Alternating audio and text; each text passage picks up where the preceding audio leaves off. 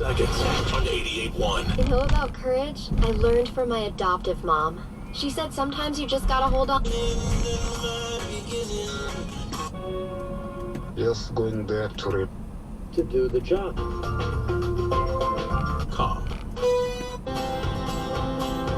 So keep going. Per gallon, that's progress. Today. I don't really want to make it. Durable outerwear. DJ Roy Barboza. Dropping the best throwbacks. It's the commercial-free throwback lunch. Hot 96.9. Lay it back.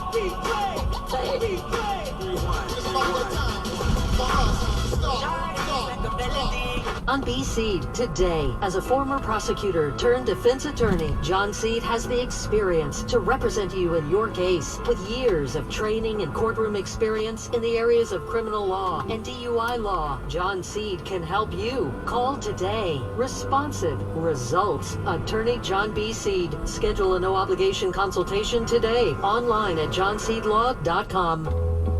Tasting is believing. Looking for the best coffee in New England? It's right around the corner at your local Honeydew. Made from a special blend of Arabica beans, Honeydew coffee is rich, smooth, and robust, whether hot or iced. Add sugar-free flavors like hazelnut, cinnamon, French vanilla, and chocolate raspberry for guilt-free deliciousness. This is coffee at its best, made your way every day. Just try it. Honeydew, here's to the doers. Every doctor can measure a heartbeat.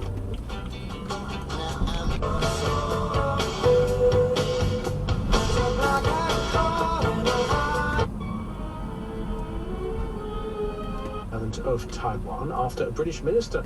Sorry I brought it up. Some trade talks. The visit by Greg Hands, the first by a UK minister in 4 years, comes amid growing tension. It was shut down for a month for repairs, and then it came back online, and in some places, not all, but in some places going 10 miles an hour or 25 miles an hour, less fast than it had been before. So I guess we're getting closer to fixing that, Stacey?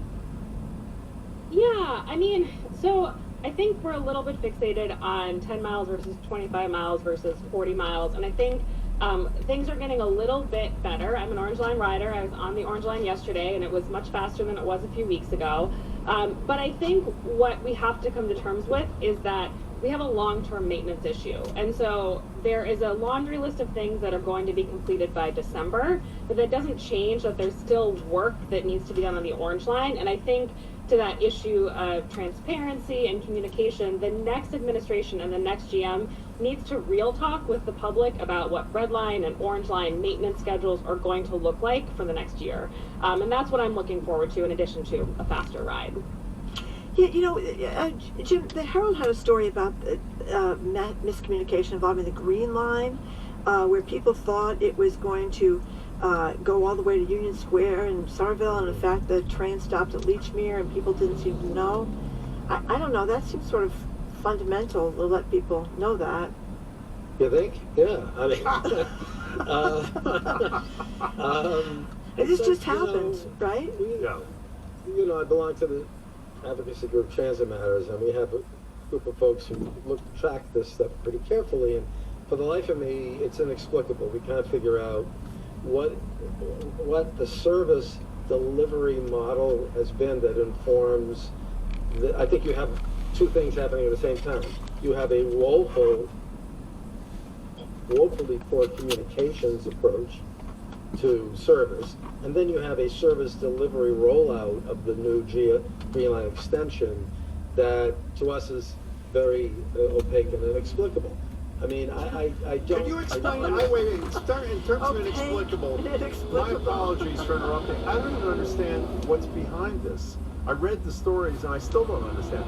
Why are they stopping at Leechmere and then you got to wait 40 minutes for another train to take you to Union Square? What's the reason?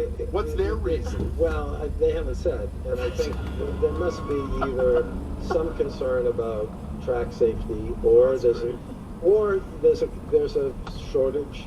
You know, it could be again something to do with personnel shortages, equipment issues.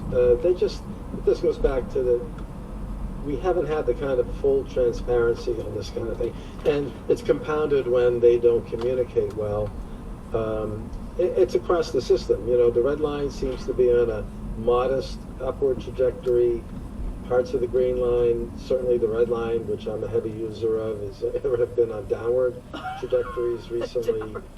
And it's not good. And we're going to need, I keep beating this drum, we're going to need a fully, highly functional subway and commuter rail system that's working in tandem unless the new governor changes this, when they shut down the Sumner Tunnel for 5 months, full time, 24/7, every day of the week, starting next May.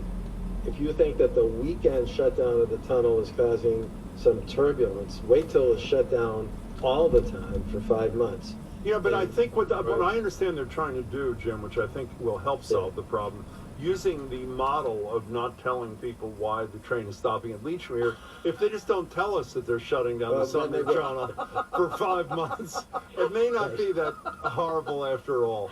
You know, can I get back to your... Just one quick thing, though, psychologically, I mean, I'm not on the Orange Line all the time, but I've been on it a few times since it reopened. And the fact that the stations I've been on, like Downtown Crossing, Park Street, they're so much cleaner.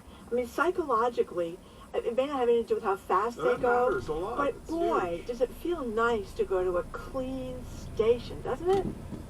Yeah. I mean, What are they going to say? Yes, yeah, it is. People want to be, people want to be uplifted by the buildings that they go into, by the services that they have. Yeah, the power washer.